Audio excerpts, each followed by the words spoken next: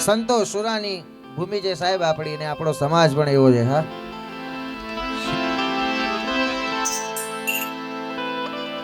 કબીર સાહેબ કે રોહિદાસ થી લઈને દાસી જીવન સાહેબ સુધી લઈ લો તમે. એટલે એક સુંદર મજાનો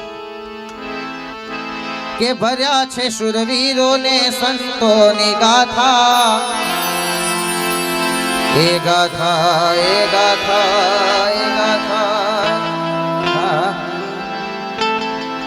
અરે ભર્યા છે શુરવીરો ને સંતોની ગાથા, કઈ કવીરો પાક્યા જેને વધેર્યા છે માથા. અમારા તુષારભાઈ અને શ્રમણ આકાશ ટીમનો એક પ્રયત્ન મને ખૂબ ગમ્યો કે એમને રોહિદાસ, મેઘમાય અને કબીર ત્રણેયને સાથે ચાલીને રાખવાની વાત કરી. હા, આ ખૂબ સુંદર મજાનો કોન્સેપ્ટ હતો કે કોઈને એમ ના થાય કે માત્ર આજે રોહિદાસ બાપાના જ ગુણ ગાવા, કે કોઈને એમ ના થાય કે હા ઘણાને આપણે કહીએ ને કે તમે હા ભાઈ હું શેડ્યુલ હું આંબેડકરવાદી છું, પછી કહીએ તો કે હું માયાવંશી, હું રોહિદાસ વંશી, અને એને એ પાછો આંબેડકરવાદી. હા તુષારભાઈ એ કટ્ટર આંબેડકરવાદી છું હું. હા, પણ હું તો તુષારભાઈને નહીં કાયમ બધાને કહું છું કે કોઈ પણ વાતમાં કટ્ટરવાદી વ્યક્તિ કોઈ પણ જગ્યાએ ના ચાલે. હા, એક સવાલ નાનકડો હું કરું. મેં તુષારભાઈ સાથે વાત કરી હતી કે બાબા સાહેબ આંબેડકરને બાપુ આપણે વધારે જ્ઞાની કહીએ કે વધારે પ્રેમી કહીએ? સવાલનો જવાબ આપો. આપણે બાબા સાહેબ આંબેડકરને વધારે જ્ઞાની કહીએ કે વધારે પ્રેમી કહીએ? પ્રેમી જ કહેવાય, જ્ઞાની ના કહેવાય. કારણ કે જો જ્ઞાની હોત ને તો હૈદરાબાદના નિઝામે જે બ્લેન્ક ચેક આપ્યો હતો ને એનો સ્વીકાર કરી લે. જો એક જ્ઞાની હોત ને સાહેબ તો આપણને ક્યારની લાત મારી દીધી. 1930માં જ્યારે બાબા સાહેબ આવ્યા ને ત્યારે જે આપણે કાળા વાવટા બતાવે ને ત્યારે જ આપણને લાત મારી દીધી હોત. હા, એટલે બાબા સાહેબ પ્રેમી હતા.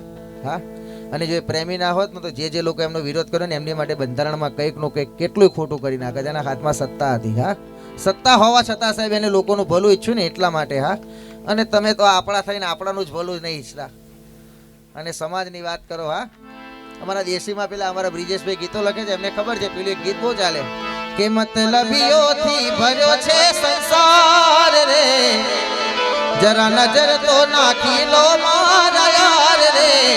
કેમ કે જ્યારે જિંદગી નચાવે ત્યારે આપણા જ ડીજે વગાડે. હા, આપણા જ હોય સાહેબ આપણી પથારી. હા, આપણી પથારી આપણા જ ફેરવે બાપુ.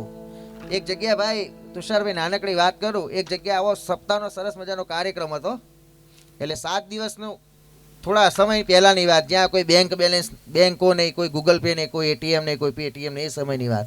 એટલે બાપુ સપ્તાહ ચાલતી ને એટલે જે પેલા શેઠ હતા ને એ રોજ 10 ગામ જમાડે, હજારોનું માણસ રોજ જમે. અને રોજ રાત પડે ને એટલે કે લો દર્શનભાઈ તમારું પેમેન્ટ, લો સાઉન્ડવાળાનું પેમેન્ટ.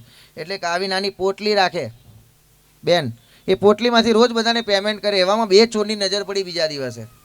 એટલે ચોર કે આ પોટલી આપણા હાથમાં આવે ને તો આપણું કામ થઈ જાય.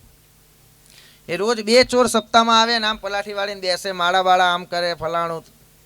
પછી રાત પડે એમને આવી એક પેલી ગૌશાળા કે હોટલ કહેવાય ને એવી લોજમાં એમને રૂમ આપ્યા હતા. એટલે રાત પડે 12 વાગે આખું ગામ સુઈ જાય ને પછી એ 2 જાગે. નહીં કહેતા કે રાત્રે જાગે કોણ? કે ચોર, સાધુ ને કલાકાર. હા, અમને રાત પડે ઊંઘ ના આવે. એટલે એ જાગે ને પછી બધાના રૂમ ફેંદે.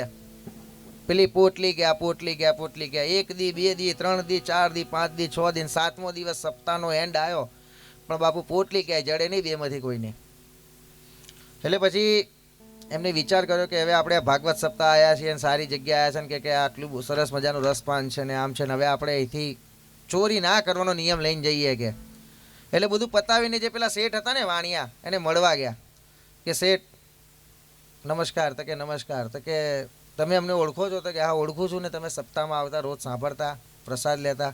તો કે બાપુ પણ અમે તમારાથી થોડા અલગ છીએ શેઠ. તો શેઠ કે હું જાણું છું. તો કે ના ના અમે તો ઘણા અલગ છીએ કે. તો કે એ હું જાણું છું. એટલે પેલો કંટાળી બોલો કે શેઠ અમે ચોર છીએ.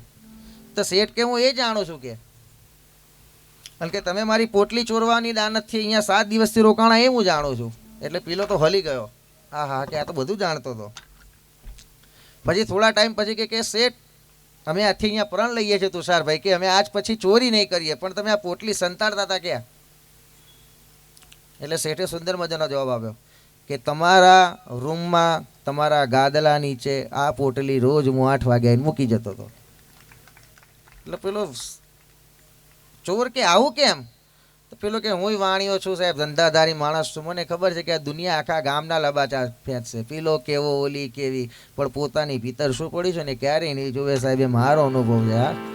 આ ઘણાને એમ થાય સચિન સાલવી કે ના બોલાવે યાર, હજુ તો છોકરું છે ભાઈ, હજુ તો છોકરું છે કે હા, ફિલ્મને ના બોલાવાય, એમનો કાર્યક્રમ સફળ નહીં થાય. તુષારભાઈ આટલું સરસ આયોજન કર્યું છે પણ કાર્યક્રમમાં કોઈ આવશે નહીં. તું તારા ઘરનું કર ભાઈ, તું તારી ભીતર તપાસ કર કે હા. એટલે અમારા કવિઓએ લખ્યું કે મોજમાં રહેવું, મોજમાં રહેવું, મોજમાં રહેવું રે, અલગ અગમ ની ગોચર અલખ ધણીની ખોજમાં રહેવું. હા, બધું એમને એમ થોડી લખી ગયું છે. હા, આપણને એમ જ છે કે પીલો કેવો ને ઉલી કેવી ને એમાં ને એમાં આપણું આ બધું પતી ગયું. ત્યારે કે ભર્યા છે શુરવીરો ને સંતોની ગાથા, કઈ કવીરો પાક્યા જને વધેરા છે માથા. અરે ભર્યા છે શુરવીરો ને સંતોની ગાથા રે, કઈ કવીરો પાક્યા જને વધેરા છે માથા.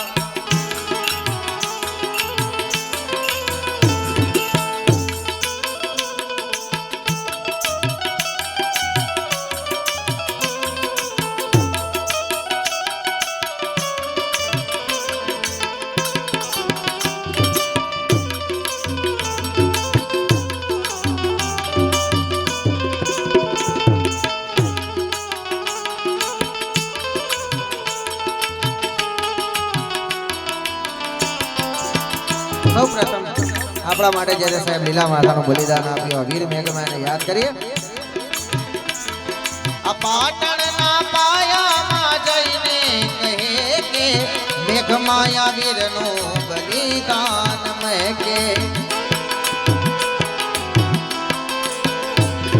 આ પાટણના પાયામાં જઈને કહે કે મેઘમાયા વીરનું બલિદાન મહેકે. જેને પાછળથી ઝાડુ ગળે કુંડળી છોડાવી, એ મારા ધડકાના વીરે સજાયું લહેરાવી. એ રનોડાની માટીની મહેક છે નિરાળી રે, નિરાળી રે, નિરાળી રે, નિરાળી રે. એ રનોડાની માટીની મહેક છે નિરાળી, એ રનોડાની માટીની મહેક છે નિરાળી. શુરવીર જે પાક્યા એને વધેરા છે માથા. અરે ભર્યા છે શુરવીરો ને સંતોની ગાથા, કઈ કવીરો પાક્યા જેને વધેરા છે માથા, કઈ કવીરો પાક્યા જેને વધેરા છે માથા, માથા, માથા.